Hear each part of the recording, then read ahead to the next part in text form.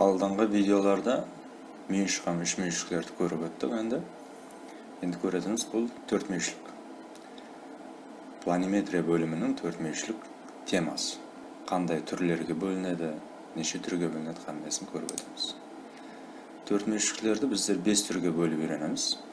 Бірінші түрі бұл квадрат, екінші түрі төртмүйішлік, үшінші түрі ромб, төртіншісі параллелограмм, бесіншісі трапеция деп айтылады. Әр қайсы бір-бірінен парқлары қандай парқы бар, соларды көріп өтеміз. Сызылмалары, ұлыма көрініс осындай болады. Соған қарап, бірме-бір көріп шығамыз. Бірінші түрі бұл квадратты көріп шығайық. Квадраттың сызылмасын мына көрінісі сызамыз. Һәм бірінші шарты квадраттың һәмме тарапы тең болады. Яғни бір тарапы 10-ға тең деген сөз, бұл һәмме тарапы 10-ға тең деген сөзді білдіреді. Һәм квадраттың һәмме мүйішлері де тең болады. Енді бір нәрсені айтып өтуім керек. Төртмүйішліктердің ішкі мүйішлерінің қосындысы 360 градусқа тең болуы керек. Үшмүйішліктің ішкі мүйішлерінің қосындысы 180 деп айтқан болсақ, төртмүйішліктердің ішкі мүйішлерінің қосындысы 360 градус болуы керек. Енді онда квадраттың һәмме мүйішлері тең деп жатыр, демек онда бұл мүйішлердің һәммесі 90 градустан болады екен деген сөз. Осыған қарап істеп кете береміз. Енді төртмүйішліктердің периметрі дейтін болсақ, бұл тараптерінің қосындысы. Үшмүйішліктерді көріп өттік. Квадратта басқа төртмүйішлік, қалеген бір төртмүйішлікте периметрін тоңдесе, төрт тарапын қосып жіберсеңіз периметр келіп шығады. Кейінгісі туыр төртмүйішлік.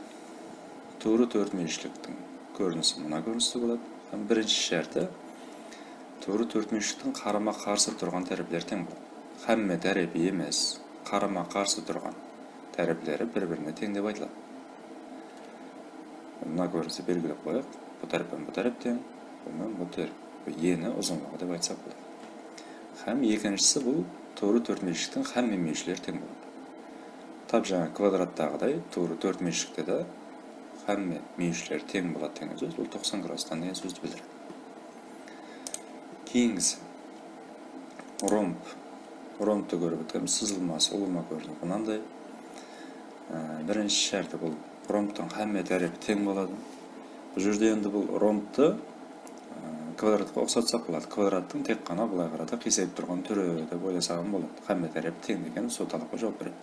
Енді квадраттан не парқы бар? Бұл жерде мүйішлері 90 градустан болмайды. Бұл квадраттан парқылы жері, ең үлкен парқы бұл мүйішлері 90 градус болмайды. Бірақ бұда да бір өзіне жарасы шарты бар. Ромбтың қарама-қарсы тұрған мүйішлері тең болады. Яғни бұл жерде тұрған екеуі сүйір, бұл екеуі бір-біріне теңдей. Бұл екі мүйіш болса бір-біріне теңдей деп айтылады. Доғал мүйішлер теңдей, сүйір мүйішлер теңдей. Содан кеп шығады, бір сүйір мен бір доғалдың қосындысы 180 градус деген кеп шығады. Мысалы үшін, мысал ретінде істеп көретін болсақ, бұл жерлерді альфа, бұл жерлерді бетта деп төртеуінің қосындысы 360 десек, мұнда альфа мен беттаның қосындысы 180 градус деген кеп шығады. Сонда бұл екеуінің қосындысы 180 болуы шарт екен. Кейінгісі бұл параллелограмм. Параллелограммыстың көрінісі ромбқа ұқсайды, бірақ енді шартлері бойынша туыр төртмүйішлікке ұқсайды. Яғни қарама-қарсы тұрған тараптары тең болады. Тап туыр төртмүйішлікте одан парқы мүйішлері 90 градус болмайды. Бұда да бірақ бұл ромбқа ұқсаған қарап кетеді. Мүйішке қарата айтатын болсақ, параллелограммның қарама-қарсы мүйішлері тең болады. Яғни сүйір мүйішлері бір-біріне тең, доғал мүйішлері бір-біріне тең. Бұда да тап жаңағыдай шарт бар. Бір сүйір мен бір доғалдың қосындысы 180 градусты беруі керек. Ең ақырғысы бұл трапеция деп айтылады. Трапеция қалғандарына онша ұқсаңқырамайды. Трапецияның өзіне жараса бір анықтама деп айтсақ болады, сонысы бар. Соған қарап тұрып трапецияларды басқа төртмүйішліктерден айырып алуға болады. Қай уақытта трапеция деп айтамыз? Төртмүйішлікте.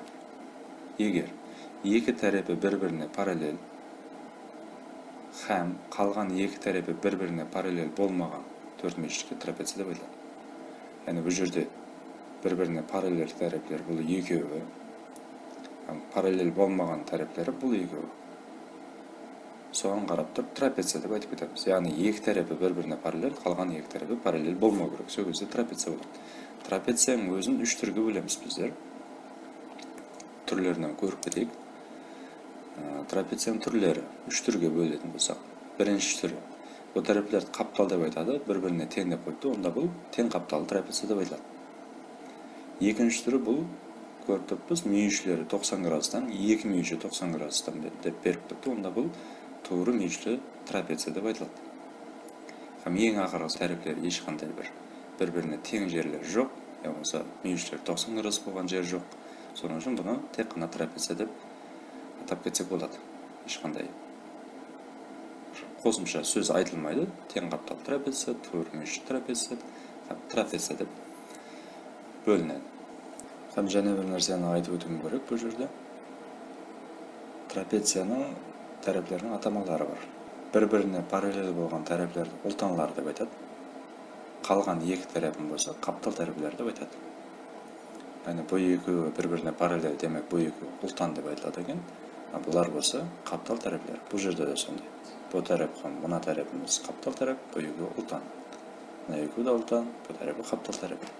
Ұлтан деп айта бермейді, бір-бірін салыстырмалы түрде айтады. Мысалы үшін жоғарыдағы тұрған кіші ұлтан, төменде тұрған үлкен ұлтан деп айтады. Қаптал тәрәптерін ондай қылып айтпайды. Үлкен қаптал тәрәп, кіші қаптал тәрәп деп айтылмайды. Бұлар тек қаптал тәрәп деп айтып кете береді. Ұлтанларын болса кіші ұлтан, үлкен ұлтан деп айырып айтады біз.